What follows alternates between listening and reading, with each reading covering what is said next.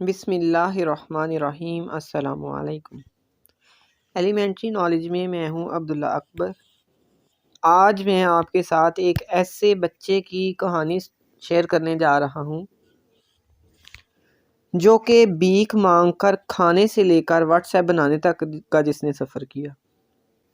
اس نے اسٹور کے فرش سے لے کر باتھ روم اور دروازوں کی کھڑکیوں کے ساتھ ساتھ سڑک کی صفائی بھی کرتا رہا تھا۔ وہ یوکرائن کے ایک غریب یہودی خاندان میں پیدا ہوا۔ خاندان اسرت میں زندگی گزار رہا تھا۔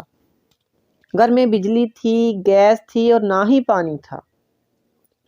گرمیاں خیریت سے گزرتی تھی، لیکن یہ لوگ سردیوں میں بھیڑوں کے ساتھ سونے پر مجبور ہو جاتے تھے۔ اس غربت میں 1992 میں زیادتی بھی شامل ہو گئی۔ یوکرائن میں یہودیوں پر ایک بار پھر ظلم شروع ہو گیا۔ والدہ نے نقل مکانی کا فیصلہ کیا، لیکن والد نے وطن چھوڑنے سے انکار کر دیا۔ ماں نے بیٹے کا ہاتھ تھاما۔ اٹیچی کیس میں بیٹے کی کتابیں بھریں اور یہ دونوں امریکہ آ گئے۔ کیلیفورنیا ان کا نیا دیش تھا۔ امریکہ میں ان کے پاس مکان تھا، روزگار تھا اور نہ ہی کھانے پینے کا سامان۔ یہ دونوں ماں بیٹا مکمل طور پر خیرات کے سہارے چل رہے تھے۔ امریکہ میں فوڈ سٹیمپ کے نام سے ایک فلاحی سلسلہ چل رہا تھا۔ حکومت انتہائی غریب لوگوں کو کھانے پینے کی اشیاء خریدنے کے لیے فوڈ سٹیمپس دیتی ہے۔ یہ سٹیمپس امریکی خیرات ہوتی ہیں۔ یہ لوگ اتنے غریب تھے کہ یہ زندگی بچانے کے لیے خیرات لینے پر مجبور تھے۔ جین کوم کے پاس پڑھائی کے علاوہ کوئی چارہ نہیں تھا۔ یہ پڑھنے لگا۔ وقت گزرنے کے ساتھ ساتھ پڑھائی مہنگی ہونے لگی۔ فوڈ سٹیمپس میں گزارا مشکل ہو گیا۔ جین کوم میں پارٹ ٹائم نوکری شروع کر دی۔ خوش قسمتی سے اسے ایک گروسری سٹور میں سویپر کی ملازمت مل گئی۔ سٹور کے فرش سے لے کر باتھ روم اور دروازوں کھڑکیوں سے لے کر سڑک تک کی صفائی اس کی ذمہ داری تھی۔ وہ برسوں یہ ذمہ داری نبھاتا رہا۔ وہ 18 سال کی عمر میں کمپیوٹر پروگرامنگ کے خبط میں مبتلا ہو گیا۔ یہ شوق اسے سینٹ جوز اسٹیٹ یونیورسٹی میں لے گیا اور وہ 1997 میں یاہو میں بھرتی ہوا اور اس نے 9 سال تک سر نیچے کر کے یاہو میں گزار دی۔ 2004 میں فیس بک آئی۔ یہ آہستہ آہستہ مقبول ہوتی رہی۔ 2007 میں دنیا کی بڑی کمپنی بن گئی۔ چلی گئی۔ یہ جین کوم نے فیس بک میں اپلائی کیا، لیکن فیس بک کو اس میں کوئی پوٹینشیل نظر نہ آیا۔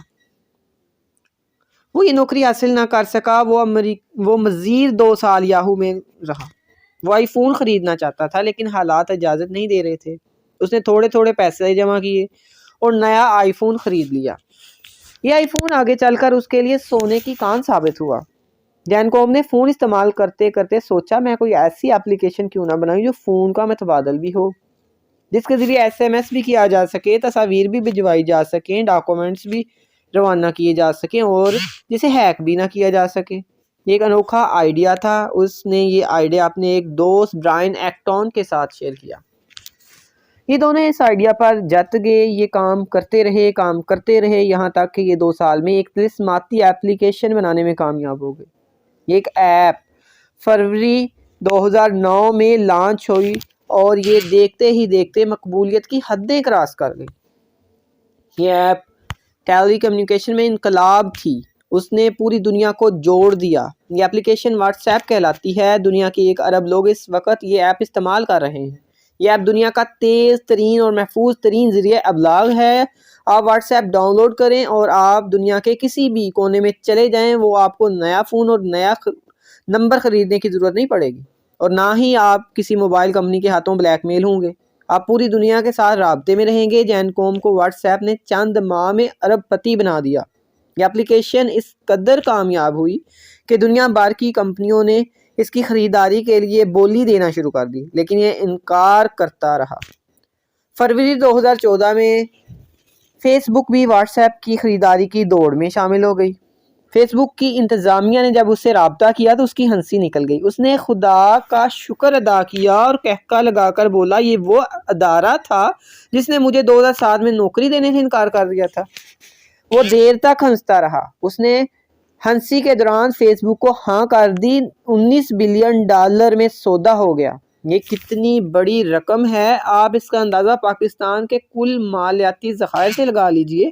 پاکستان کا فارن ایکسچینج اس وقت $22 ارب ہے اور پاکستان 70 برسوں میں ان ذخائر تک پہنچا، جبکہ جین کوم نے ایک اپلیکیشن $19 ارب میں فروخت کی.